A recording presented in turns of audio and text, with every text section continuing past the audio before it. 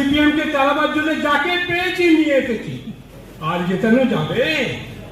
একবার ভাবুন তো, বর্ধমানের 35টা ওয়ার্ডে 28টা ওয়ার্ডে আমরা আজকে নেই। পৌর নির্বাচন কিভাবে হয় জানেন তো? ছপাছপ ছপাছপ ছপাছপ।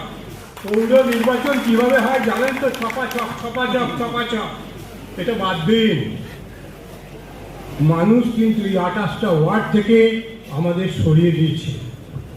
তাই আগামী দিনে যদি তৃণমূলকে রক্ষা করতে হয়, যদি তৃণমূলকে এগিয়ে নিয়ে যেতে হয়, বর্তমান ডেভেলপমেন্ট অথরিটি সিপিএম তৈরি করেছিল। কেন তৈরি হয়েছিল? কিসের জন্য তৈরি হয়েছিল? এই শহরের উন্নয়ন কোথায় কোথায় আছে?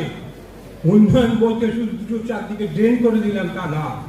উন্নয়ন মানে বেকার যুবকদের চাকরি। কবে টাটা আসবে, কবে গোয়েঙ্কা আসবে, কবে আদানি আসবে, তারা চাকরি দেবে, তার জন্য আমরা আঙুল চুলব? আমাদের বেকার যুবকদের তাদের নিজের পায়ে দাঁড়াবার জন্য পরিকল্পনা কোথায়? সেই পরিকল্পনা কারা করবে? করবে তো রাজনৈতিক দল। আমরা যারা শাসক দল, তা আমাদের দলের এসব আলোচনা আছে না? আলোচনা কি?